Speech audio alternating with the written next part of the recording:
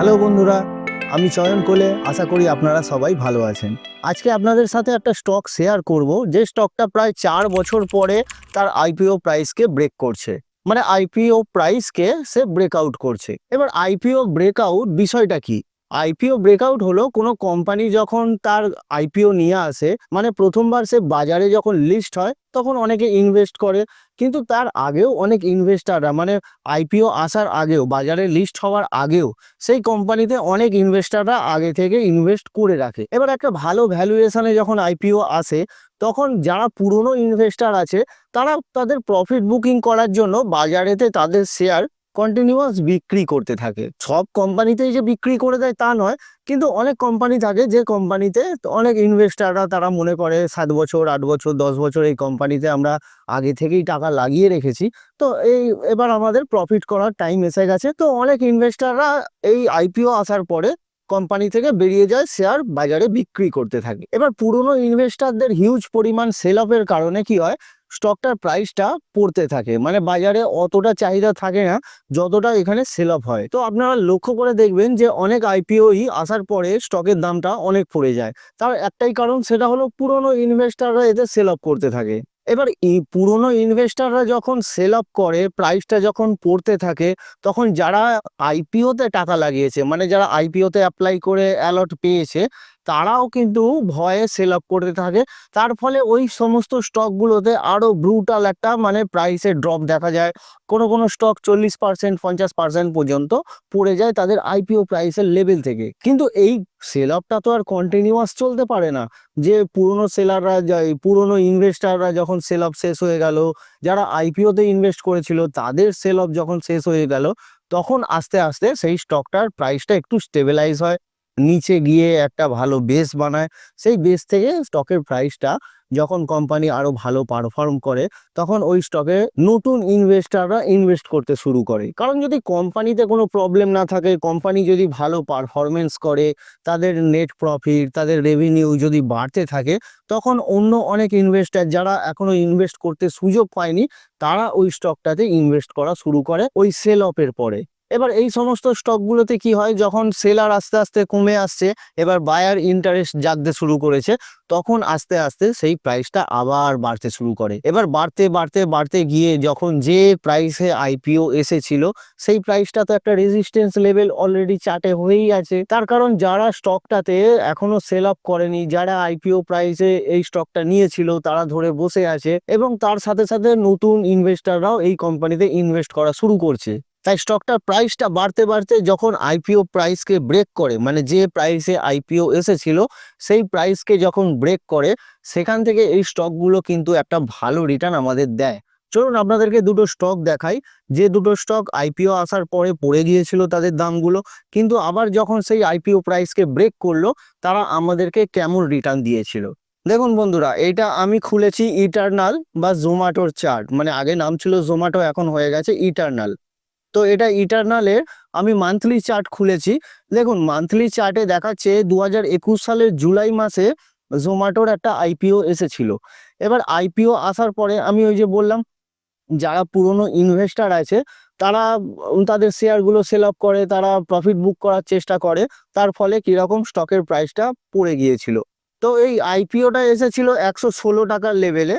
তো 116 টাকার লেভেল থেকে পড়তে পড়তে স্টকটা চলে এসেছিল 49, মানে 40 টাকার লেভেলে চলে এসেছিল জোম্যাটো বা ইটারনালের স্টকটা।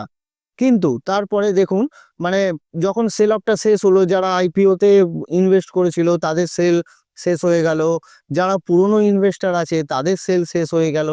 এই সমস্ত সেল অফগুলো যখন শেষ হলো এবং কোম্পানি ভালো পারফর্ম করছে দেখে নতুন ইনভেস্টাররা যখন ইনভেস্ট করতে শুরু করলো, ওখান থেকে বাউন্স ব্যাক দিল। বাউন্স ব্যাক দেওয়ার পর যখন আইপিওর যে হাইটা বানিয়েছিল, মানে আইপিওর পরে হাইটাকে আমি যদি মার্ক করি, এই হাইটা ছিল 168 টাকা। তো এই 168 টাকার লেভেলকে যখন এটা ব্রেক করলো, ব্রেক করার পরে দেখুন 168 থেকে চলে গিয়েছিল প্রায় 300 টাকা। মানে প্রায় স্টকটা ডবল হয়ে গিয়েছিল বেশ এই মানে কয়েক মাসের মধ্যেই। দেখুন আর একটা স্টক আপনাদেরকে দেখাই, এই স্টকটার নাম হলো বিএসসি। তো বিএসসি তে আমরা যদি আইপিওর পরে হাইটাকে মার্ক করি, বিএসসির আইপিও এসেছিল ফেব্রুয়ারি মাসে 2017 সালে। তো ওখানে একটা হাই বানিয়েছিল 400 টাকার কাছে একটা হাই বানিয়েছিল। তারপরে স্টকটা পড়তে পড়তে চলে এসেছিল 100 টাকায়, ভাবুন। মানে 400 টাকার স্টকটা চলে এলো 100 টাকার কাছে।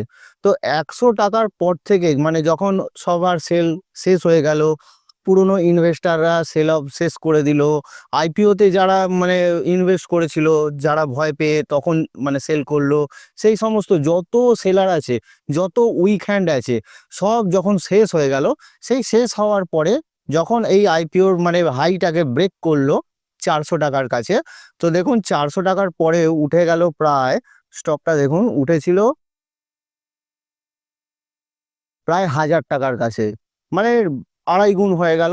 ওই মানে 1 2 3 4 5 6 6 7 মাসের মধ্যেই আড়াই গুণ হয়ে গেল টাকাটা। তো এইভাবেই যখন কোনো স্টকের আইপিও আসে এবং আইপিওর পরে সেই প্রাইসটা পড়ে যায়, স্টকটার প্রাইসটা অনেক নিচে চলে যায়, সেই চলে যাওয়ার পরে যখন নতুন ইনভেস্টাররা ইনভেস্ট করা শুরু করে এবং সেই আইপিও যে এসেছিল প্রাইসে, সেই প্রাইসটাকে যখন ব্রেক করে, সেই ব্রেক করার পরে কিন্তু আমরা দেখতে পাচ্ছি যে স্টকগুলো আমাদেরকে একটা ভালো রিটার্ন দিচ্ছে। দেখুন, এইগুলো আমি আপনাদেরকে একটা কনসেপ্ট বোঝাচ্ছি, সব স্টকই যে আমাদেরকে দেবে তা নয়, কিন্তু এই কনসেপ্টে যদি আমরা কোনো স্টকে ইনভেস্ট করি, আমাদের চান্সটা বেড়ে যায় অনেকটা বড় একটা রিটার্ন বেশ ছোট টাইমের মধ্যে কামিয়ে নেওয়ার। তো আজকের এই ভিডিওতে আমি যে স্টকটা আপনাদেরকে দেখাতে চলেছি, যে স্টকটা এই মুহূর্তে প্রায় 4 বছর পরে আবার তার আইপিও প্রাইসের কাছে তার প্রাইসটা ফিরে এসেছে, স্টকটার নাম হলো কারট্রেড, কারট্রেড টেক।